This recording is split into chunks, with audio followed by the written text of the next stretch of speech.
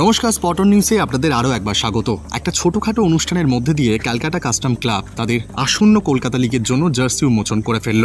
এই জার্সি উন্মোচন অনুষ্ঠানে উপস্থিত ছিলেন প্রাক্তন ফুটবলার এবং ক্যালকাটা কাস্টমসের টেকনিক্যাল ডিরেক্টর গৌতম সরকার। এছাড়াও এই দলের কোচ হিসেবে নিযুক্ত রয়েছেন বিশ্বজিৎ ভট্টাচার্য। তবে বিশুদাকে আজকের অনুষ্ঠানে দেখা যায়নি। পরে যখন কাস্টমসের কর্মকর্তাদের সঙ্গে কথা বলেছিলাম, তারা জানিয়েছেন পারিবারিক কিছু কারণবশত তিনি আজকের আসতে পারেননি। তবে এই অনুষ্ঠানে উপস্থিত ছিলেন দলের ফুটবলাররা। জার্সি উন্মোচন হয়ে গেল ধুমধাম করে, সেই ছবি আপনারা দেখতে পাচ্ছেন। এছাড়াও উপস্থিত ছিলেন ক্লাবের সকল কর্মকর্তারা। সবশেষে কথা বলে নিয়েছিলাম ক্লাবের শীর্ষ কর্মকর্তা রাজীব বাগের সঙ্গে। তিনি ঠিক কী বলছেন, দল কতটা প্রস্তুত, প্রথম ম্যাচ বা কলকাতা ময়দানে প্রথম কবে খেলতে চলেছে ম্যাচ ক্যালকাটা কাস্টমস, সেটাই আপনারা একবার শুনে নিন। গৌতম দা, প্রথমত কাস্টমের টেকনিক্যাল ডিরেক্টর, এবারে কাস্টমসের কতটা আশা দিচ্ছ এই লিগে?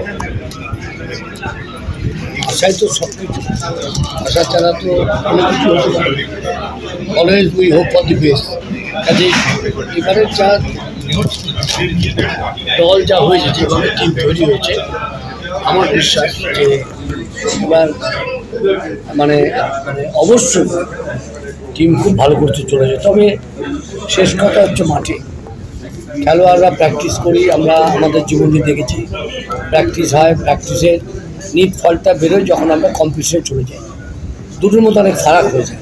প্র্যাকটিসে দেখা যায় একজন দারুণ খেললো টিম হিসেবে এবং ব্যক্তিগত হিসেবে, কিন্তু ম্যাচে গিয়ে হয়তো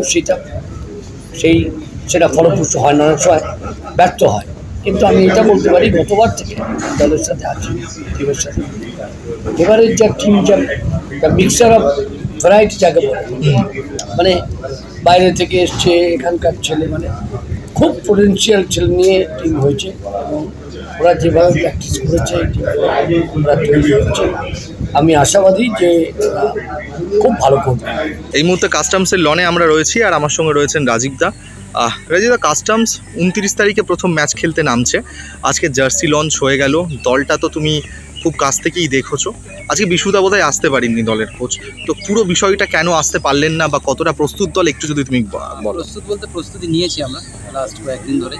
তো আমরা সাইটে প্র্যাকটিস করছিলাম, ওখানে মাঠটা পেয়েছি এবং ভালোভাবে যতটুকু পেরেছি আমরা চেষ্টা করেছি। যেরকম দল পেয়েছি আমাদের তো প্রচুর ইয়াং নতুন প্লেয়ার্স, কারণ পুরোনো প্লেয়ার্স বেরিয়ে গেছে, অনেক কজন চাকরি পেয়ে গেছে এবং যারা ভালো জায়গায় চান্স পেয়েছে তাদেরকে আমরা ছেড়ে দিয়েছি।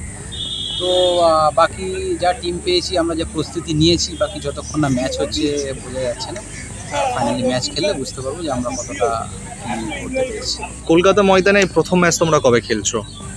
ময়দানে বলতে আমরা ফার্স্ট খেলা আমাদের 29 তারিখ, যেটা উলুবেড়িয়া স্টেডিয়াম, এটা নট ফার ফ্রম হিয়ার, কাছাকাছি আছে। আশা করি মাঠটা ভালো থাকবে। ফার্স্ট ম্যাচ নিয়ে আপাতত চিন্তা করছি, পরের ম্যাচ উলুবেড়িয়া স্টেডিয়ামই আছে।